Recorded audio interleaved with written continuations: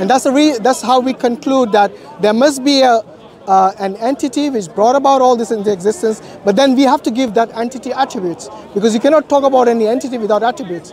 And that's why we say it. In order for it to create, it must be a willing agent. To create, the ability to create, it must have intelligence, it must have a will. You cannot say it doesn't, because then it wouldn't make sense for it to bring about into existence this universe. Okay, so that's the most plausible explanation. It's gone to a point where it's like it really is hard to not agree that there is. But as the journey of our argument, okay, we're at a point where it's hard to argue that there's no ultimate creator that's always existed. No, there is. Okay, it's hard not. That's the most plausible explanation. At the point we're at now. Good. But what I find tricky now then is like. What is that being? Like, what is that? Because I accept that loads of things can't be explained in our world, things are so nuanced and crazy, and sometimes you can't explain things. But some things we can explain quite well, and even if we're wrong, we'll science is evolving. But I've never had anyone say an explanation to me of like what scientifically, or not even scientifically, I don't care about science, but like what even is that being? Like, is it energy?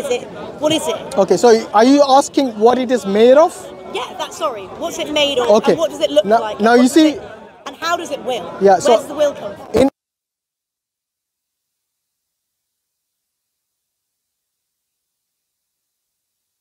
Example, could be heart, could be a brain. Comes from a human being. So all of that, all of it goes back to your consciousness. All of this, including your will. Okay, if you're conscious, only then you can willingly do something.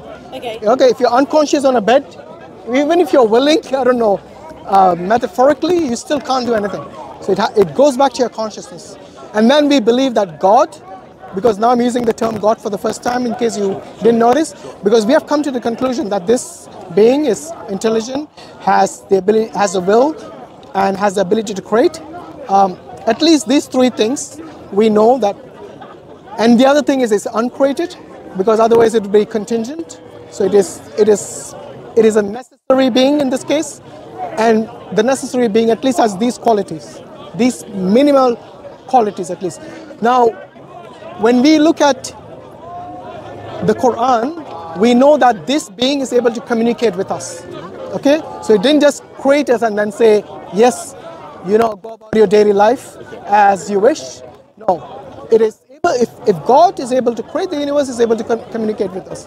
And this is where we ask. Why isn't it easier to communicate with us? Why is it? Sorry, why is it? Why isn't it easier for us to communicate? Why is it a question? No, because. Is it a question for us? Why are we talking about it? Okay. Why don't I know who they exist? Because the reason you haven't maybe looked into it, just like you got the Quran today, maybe, alhamdulillah, inshallah, you'll read it, and then you'll be able to answer those existential questions. That's what defines us different from the deist. You studied about deism, right? Yes. So in deism, the God is just created everything, and then that's it. Okay, everything else is mechanical in a way. Sorry, you want to say something? I was going to say something. Yeah. Sister, we actually believe that you're actually born with that understanding. So we believe, like as Muslims, we actually do believe that you're born believing in God. So we actually think that the reason you're saying that, oh, why is it more clear to me, or why don't I already believe, or why not? We don't think that that's a product of God. We think that simply in the Quran it says that it talks about your natural inclination. We believe in this thing called a fitrah. So your fitrah is your natural predisposition to recognize your creator, to recognize there's a higher power. Obviously, we're not saying kids from Christian families are born and they're saying, I'm Muslim. No. There's this inclination inside us. So it's like a longing, like a yearning, like a spiritual fulfillment that we require to connect with a creator. And this is something actually that they've done studies. No. So that's what I was just going to tell you. It's actually something that isn't subjective that they've done studies on at Oxford University. Justin Barrett has a famous study about it. Basically, they've done studies on children that come from atheistic backgrounds, from countries that are more secular and atheistic. And basically, they've seen that these children, from a young age, they have this natural inclination to recognize there's a divine higher power of some sorts. And what's interesting is he also cites the fitrah. as a conception that the Muslims believe that human beings are actually born. What do we really think this is?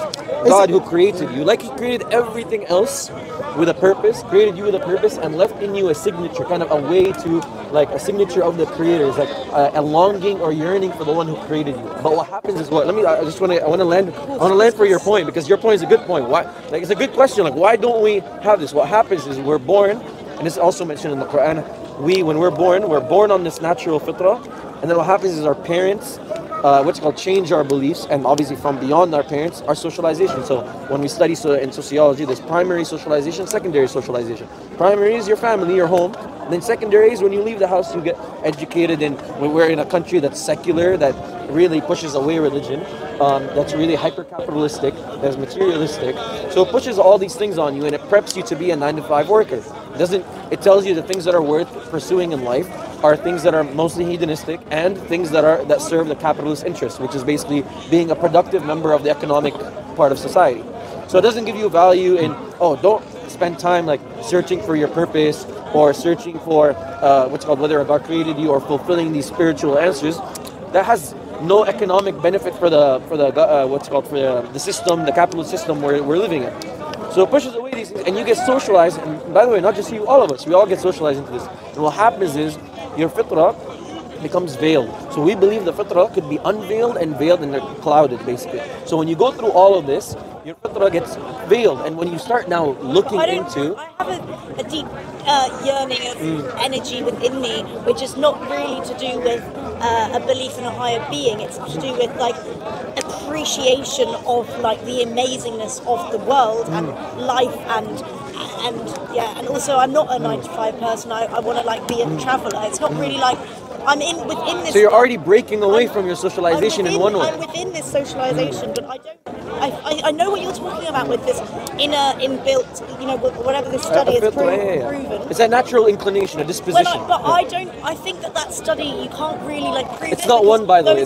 All those children have been within some kind of socialization themselves. Like, I used to write in my diary about God. No, so I'll explain to you. So what they do, like, generally speaking, like, or it could be your inner, natural disposition, which you didn't realize is actually making you think about, you asking these questions about and wondering about the nature around you. Actually, that itself is from the fitrah, because you're asking these existential questions. Where did all this come from? This is so. Just 1 second. I want to your point about 2 points. You mentioned gratefulness and appreciation, and you mentioned the point about the studies. So these studies are peer reviewed. So I don't want to get into a back and forth about like how valid are these studies. If they're peer reviewed, they're peer reviewed. Like, that's what it is. And it's not one. There's a lot of studies, and in fact, the Sorry, I just want to go back. So what did the study try to prove again? It's showing that generally human beings are born with a natural inclination, a natural yearning, and a natural belief to recognize a creator. Like, basically, what is the conclusion? And this is a lot in the psychology of religion. You can look into the psychology of religion. They have some literature on this stuff. It's basically, actually, atheism is not the default position. In fact, it's believing in God. Atheism is actually an acquired position, they call it in the literature. So why? Because atheism is a positive denial of something that we generally as human beings believe if is someone true. was born just on like a desert island, never met another person ever again. Yeah, they would believe in a creator. You think, but okay, a creator or God? Or no, because we believe God is the creator. So it's not. So it's the same thing. Yeah, it's the same thing. For us, if you look at all the ancient civilizations, I personally don't think one would believe it. Let me tell you how. Actually, there's a whole range of arguments in philosophy, ontological arguments, a priori arguments. There's also teleological arguments. All would work on an island. So ontological argument, you just from a priori principles prior to experience. Just through contemplation of concepts and things, you get to a rational conclusion that God exists. Teleological a priori is pre-experienced reasoning. So basically, if you're on an island, you could just through contemplation on just reason, like you try to reason your way to God through contemplation. This is something that philosophers use. There's actually discussions about people on islands. Can people on islands get to God? Yeah, of course. And because look, if you look at brother, just one second. If you look at all the ancient civilizations, you will say they worship something or the other. Whether it's something which is a being which they don't give a form to, they always gravitate to believe or worship something. Okay, but many times, like he said, the fitrah, your natural disposition is clouded, and then you might gravitate towards something which is incorrect, wrong. And it happens through nurture, not through nature, but through nurture, through your family, through your environment, and so on. But then let's go back to what we were talking about, trying to except for this necessary being. Do you believe that there is a necessary being which brought about the universe into existence now? That's just one just really quick, one important point, because you mentioned appreciation. Is we're trying to show you actually what we're trying to ask you to ponder on and accept is actually something you're actually yearning towards closer and closer. Because what did you say? You said, I have this appreciation. I really want to. No, I'll tell you. So, but in the Islamic conception, what we see is actually denying the Creator is the ultimate form of ingratitude. So what you're doing is the opposite. Actually, you're saying, I want to appreciate. You're looking to appreciate. What you're doing is actually in line of what we're saying to you, because what we're telling you is to accept Islam, become a Muslim, which is what? Accept your Creator and submit to Him. This is the ultimate form. Sorry? Oh, let me. Language is also really weird. I'll tell you why we say submitting. When we submit, we're saying what? We're saying you gave us everything. That's why it's the ultimate form of gratitude, because we're saying, look, nothing that we have came about from ourselves. You didn't work for your eyes. You got it for free. You didn't get a receipt for your eyes. You didn't have to pay for it. When you go to the doctor, doctors do stuff for you. You have to pay for it. You pay through it taxes. I get the NHS here; it's free and stuff. But generally, you're still paying. You're still paying in some sort. You're taking part in society. You're paying in some sort. The point is, you have everything. Your parents, all the blessings you have in your life, this universe that you exist within. Everything that you have is from this Creator. So submit. What do you mean by submission? Is basically the will of God. And your will is kind of in sync here, because He wants you to know Him and to appreciate His creation, and that's how you appreciate Him. So you might not be doing it actively, knowingly, but indirectly you are still submitting to His will, because He told you to seek Him and to search for Him by appreciating His creation. Allah says to look beyond the horizon and within yourself so that you know. Yes? Know what? Know that He exists. I still don't understand why. What's the thing called? The fitrah? Sorry. Is that? The fitrah. Fitrah. Yes, Fitrah. Yes. The fitrah. The natural disposition, basically. I still don't understand how that is enough to explain why. Oh no, we're not saying that's enough. I just told you that's my question was, okay, so why don't we all, as humans, all just agree that I gave you the point. You know why? It's because we have these, God gives us the fitrah, but then fitrah could be clouded or it could be unveiled by what? Your socialization and what things you consume and what things you do. Not everyone agrees with believes in God is because of their fitrah has become veiled, yes, because of things they've consumed. For example, somebody who consumed a lot of even experiences. Somebody who went through horrible experiences with religious people clouded their fitrah, and then they started doing, for example, very irreligious acts that also clouds your fitrah. Then they consumed a lot of atheistic literature, also clouds your fitrah. So basically, it's a part and parcel with living in a multicultural society where you'll meet people from all walks of life. You also will commit actions. Some of them are good actions that will uncloud your fitrah. Some actions are actually actions that will cloud your fitrah. For example, somebody will tell you, I don't know why I can't connect or seek with God, but then they do ungodly actions. We believe that ungodly actions, of course, they cloud your fitrah, and they cloud. In the same way, the concept of numbing your conscience. For example, somebody who's trying to seek God but is killing people. You see what I'm saying? So they will have a. What about a more realistic? What